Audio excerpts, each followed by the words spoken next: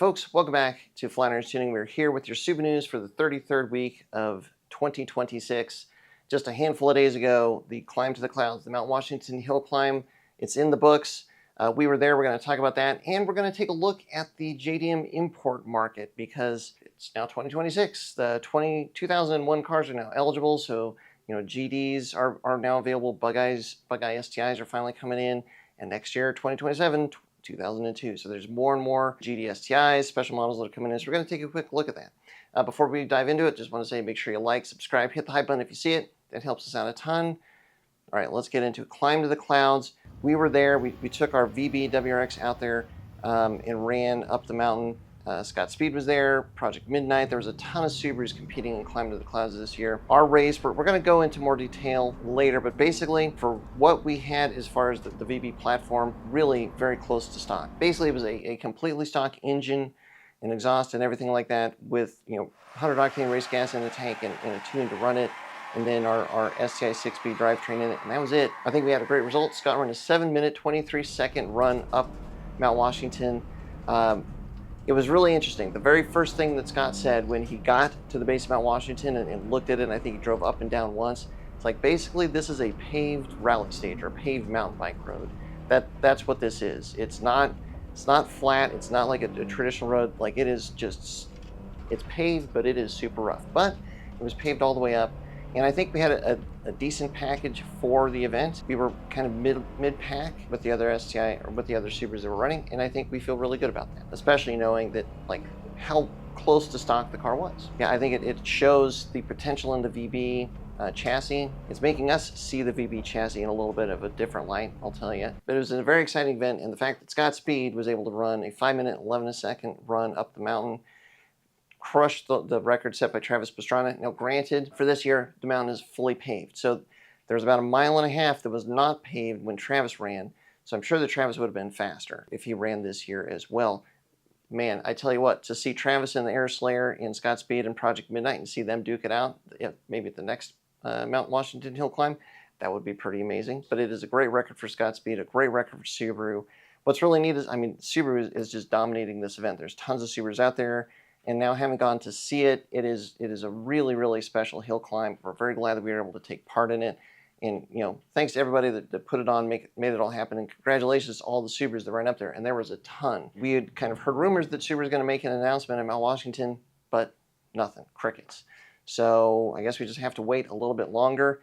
I don't know what the announcement would have been. Who knows? But nothing came out. Let's talk about JDM imports. So there's been a lot of momentum going for importing, special models of, the GC WRX, GC STIs, all that sort of thing for a long time.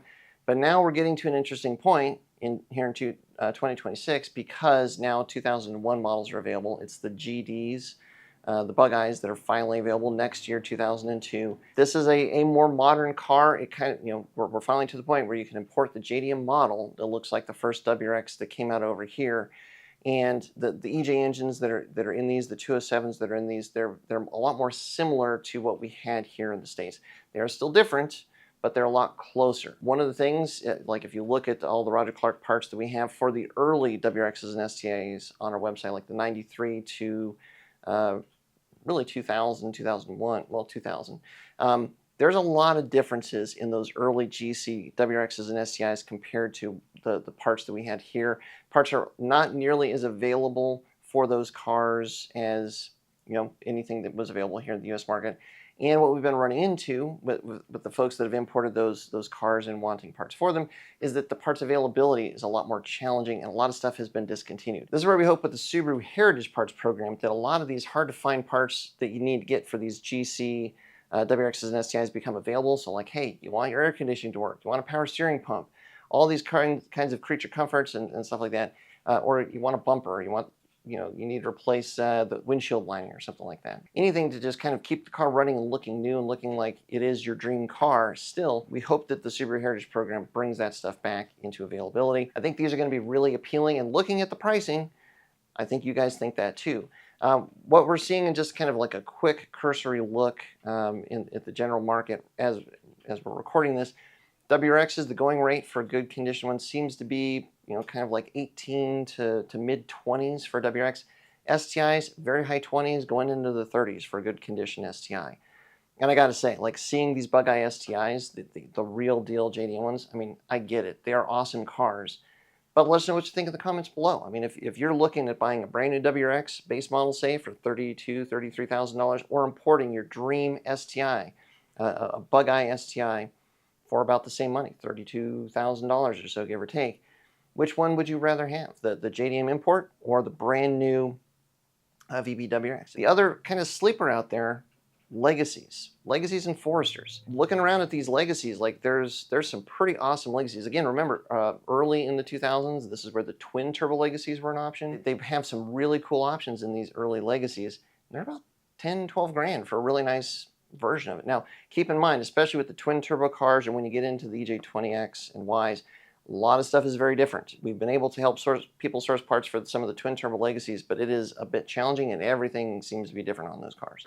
So there's a lot of unique parts, so you got to keep that in mind, but they're really, really cool. And man, those twin turbo legacies are really neat. And again, like these early turbo Foresters, I think they're really neat cars. Like to actually be able to see these real deal JDM Forester turbos here before it landed here in the States. I think now that we're getting into 2001, 2002, I think there's going to be probably more of a draw for those. But let us know in the comments what you think. What is the cool Subaru that you can import now, or that you're waiting another year or two? What do you want to see come in? And the other thing with the JDM models especially is there were so many special versions, like low production special models that they came out with the STI. Like I'm thinking here of the S202 that we saw not too long ago. There's so many cool versions like that.